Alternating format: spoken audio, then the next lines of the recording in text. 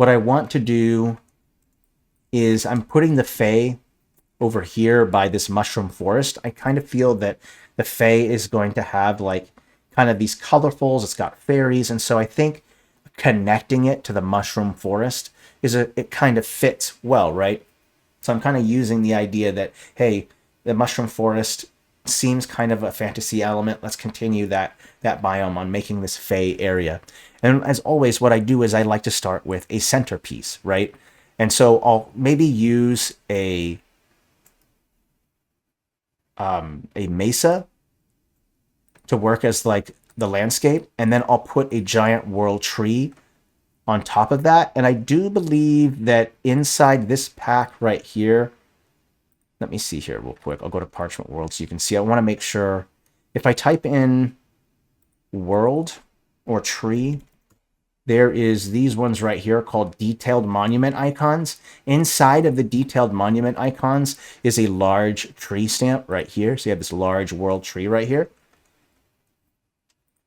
That'll work out perfect. And what I'll do is I'll go ahead and put the world tree like on top of here like this, make it nice and big. And then right on top of there, we'll have a world tree. And then just like with the volcano, I'm going to have it overlap a little bit. So I'll put it up against here. And you see that it overlaps the ocean. It overlaps the islands behind it. And that will give it a greater sense of depth. But unlike the evil biome where the landscape is uninviting, I want to create a landscape that's more inviting, right? One that seems hospitable and friendly. So I'll continue using, since I've already using these mesas, I'll continue using the mesas to make the rest of the landscape. So I'll kind of create some larger ones, these larger mesas. Let's go with this one right here. And then once you've added the larger ones, go ahead and start putting in some smaller ones. Some medium-sized ones. And then scale it down again, and then put in your smaller size mesas. And these are, and because it's fantasy, it doesn't have to be like a wasteland type of mesa where it's dry. You know, a mesa in a fantasy setting can be green and verdant, and it's exactly what we'll do here. I want to show that a Fae is very much alive. It's filled with life. And so to do that, I'll try not to make my landscape look so inhospitable. I think what I'll end up doing is doing a mix between painting the ground area a green color, a green texture of my choice, and then I'll also probably do object shadows with green, or I can use a purple as well. That might look cool if I want to continue on the mushroom forest over here. I think green might be a better idea, but it depends who might be living here. Let's go with this parchment green color right here. I don't really care much for this diminished green, so I might change the hue a little bit to give me a little bit more of the more brighter green. Yes, I'll probably put some trees in here as well. First, I'll go ahead and paint in the green that I want to put in here. So just go ahead and lightly kind of paint again. Remember the trick, just bring the opacity down a little bit. And I'll paint even the tree up here, kind of a green. And some of these islands a greenish color. I think that works fine. And even put it in some of that green into the mountains, at least on that biome side. There we go. So now I have this nice green kind of color here. So that looks nice. And then I might want to put in some trees. Like, let's see here. It was Andrew with the War Games, I believe, that you said putting in some trees. I love that idea. That makes sense, right? What great way to show life than to throw in trees. Let's use these willow trees here. I want to make them a little bit different from a lot of the other trees that I've been using. You see, it's been a mix between deciduous and coniferous. I want to make the Fae stick out a little bit more, so I'll probably use these willow trees. I did use the willow trees. I think I used them down here. No, I didn't. Perfect. I used I did put some willow trees down here for the mangrove, but to show that it's Fae, that it's a little bit more fantastical, I'll make these trees bigger than your average willow trees. So if I look carefully, you see how much bigger I'm making this stamp compared to the willow trees there. So that will also help giving it the larger of life kind of feel to it, right? So I'll go in and I'm going to place in some trees. And all I'll do is, again, I want to do that overlap, right? I'll put some overlap here Put them in here. And what I'll do is maybe even create like a barrier of trees. So I'll create like a bunch of trees here, and then a bunch of trees here. And you have some kind of routes that you can kind of get into here. So these trees will kind of act as like a natural barrier, just like I did with the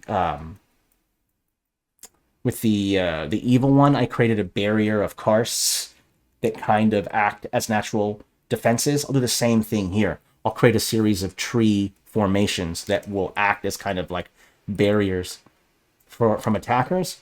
And as always, right, go with that varying size. So after making some big ones, I'll put in these more medium-sized ones. Maybe I'll put them up here, along here. Don't forget to overlap them. Put them behind and in front of your natural formations. There we go. That looks good. Okay. And then from there, I'll go in and I'll probably select all of the trees. Let me just deselect the karsts. Make sure I'm not selecting any of those. There we go. Let me just take a look. I think that looks right. Oops, I accidentally selected that one. There we go. That looks good. And I'll actually change the custom object shadow. And I'll probably choose a darker green color. Oopsie, my mistake. I didn't actually select them all. Let me go over here and quickly lock this. There we go. And now I can select one of these and just do it this way. Select all from the set. Oh, even when these are locked, it still selects them. Something tells me it's not supposed to do that. I'll have to go talk with the developers and see if maybe that's the right behavior. I don't think you should be able to select anything that way. Let's see here. Do I have it right? Oh, missed one. And that one. Looks like I missed that one too. Oopsie. What fun, huh? Shoot. To do it again.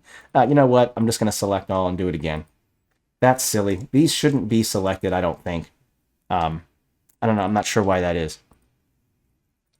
All right, we'll go ahead and pick a green color. You know what? I think this even looks fine.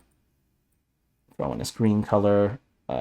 Let's go ahead and... I think the blur looks fine, so we'll keep with that. And then I think what I'll also do is change up the colors. So I'll select one and go select all like this instead of every single one in the set.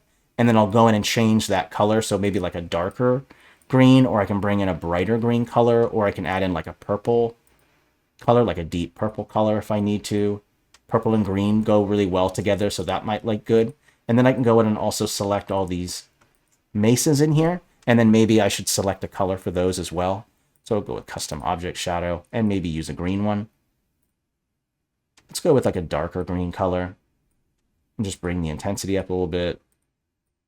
There we go. And then with the world tree, I'll go with something different so it really pops out. So it could be a bright green, a bright purple, a pink. I'm not really entirely sure yet. So we'll go with custom object shadow.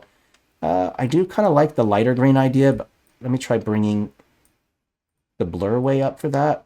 There we go. Let me take a look. I think that looks right.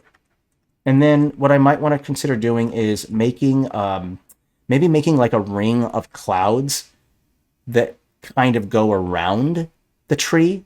So I could go ahead and take these clouds right here and just kind of make them really small and then kind of make a ring. And what I can do is to make it big first. And what I'll do is I'll make the first part of the ring. So I'll create like a half circle using the stamp. So let's create like a half circle. Let's go one more this way and then another one like, I think that looks about right. Okay. Then I can go in and then create group, copy, paste. And then I have this nice ring here. So the first ring is going to go behind the tree, right? And then this other ring is going to go in front of the tree. So that way I'm going both. So now you have this nice ring of clouds that goes around it. I think that's helpful. I don't know if I even really like the green color. I might change it to white instead to kind of fit better with the clouds. I'm not sure yet. We'll see. Let's bring the intensity up, bring the blur up a little bit. Not entirely sure what to do yet with that, but I'll figure it out. Also, I think I might take these clouds and kind of move it up a little bit to where I'm kind of hiding the base of it. There we go. Okay, that looks good. Let me take a just step back real quick and look at it. Yeah, that looks good. Let's save it because I just did a ton of changes. I like the ring around. I think that works good. We'll probably do some other light source stuff because I really like using light sources with fantasy biomes. You can also use light sources for non-fantasy. Like I'll probably put a light source on that desert right here just so that it looks a little hotter. Like, ooh, it's hot right there. Let's see here. I think what I should do is take a light source and then instead of making it orange, I'll make it green. So I'll change the hue, make it this green color. I'll put it on top. And what I might want to do is maybe change the blend mode just so that I can get like different effects. So I can go start with normal and kind of just move my way through the different blend modes and see which one I think kind of works best for the tree. Ooh, that's cool. That's interesting. I think the one I liked most was probably the, let's see, was it? I think I kind of like this lighten one quite a bit. And I'll kind of put it, copy paste, and then put it in the center of the tree, copy paste, put another one in the center of the tree. There we go. So you have this nice green tree that kind of pops out there. We have the grass here. Because there's this open negative space here, why don't we create like maybe a road? So if I bring the opacity down and then just go in, let's go around 40 and just lightly where there's a negative space, I'll throw in this lighter color so it kind of looks like a road or a patch of dirt, open space. So now you have that. And then also, I think I also want to show some grass as well. So I have this grass texture here. And then what I'll do here is just along where the base, wherever the forest, just along where the base of the forest is, or where the forest, or where this open space kind of meets the forest opening, just kind of place it along those edges so you have this nice kind of grass kind of growing here. That looks good. Throw some in here as well. Maybe a little bit in here too. I think I should throw some grass in here too. There we go. I think that looks good. All right. And so then we have that nice biome there. Some other things that you can do, which I thought looked good, was you can also use these spell stamps from fantasy battle maps.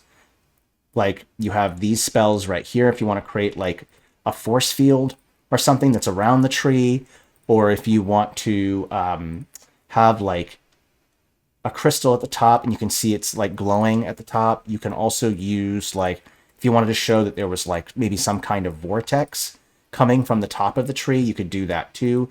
You could just make sure that it's set to 0 degrees and then just go like this. And if you watched our last masterclass, I talked about top-down how to make things look like they've got foreshortening. And so by doing this, we're creating some foreshortening here. And then you can just place that right on top like that. I don't know if that's the right, probably be more like that because I'm trying to follow the same kind of perspective that this cloud of trees are at. The clouds are on the trees. So I could create like a little swirl at the top and maybe there's like a portal or something that comes out of there. So you could do that. I think in sci-fi battle maps, there is a light source that you can use. Go to light. You can also do this, honestly, with the line tool, but you could take this light stamp right here and then just change that color to that greenish color. And then this can kind of represent like a portal that kind of leads somewhere else. So that's kind of helpful. So now you have like this nice green swirly kind of thing going on with that tree there. And if we can also, if you want, you could also say that there's, someone mentioned something about green clouds. Let's see here. Green storm clouds. Yeah, I do like that idea. We could try that. Let's take one cloud and then I'll put it 100% so I can kind of see it better. and then I'll change the hue, bring the saturation all the way up so that way I can kind of see the color. Like sometimes when the color is really dulled out, it's like hard to tell what color I'm changing it to. So when I change it all the way up to 200% saturation, now it's just easier for me to look at the various colors, right? So it just becomes easier. And to make sure that it's different from the clouds over in the ethereal, I'll also click blur like this and then bring the opacity down. And now I have this kind a different type of cloud with this green mist. We can make it purple. We can make it whatever color we want it to, but I can go in like here and I'll just kind of put in these green clouds that are kind of representing like maybe some kind of magic that protects that area. And I can also change the blend mode too if I want to. I can go to select all from the set. Well, actually, no, you have to keep it at lighten, but let's bring the opacity down a little bit.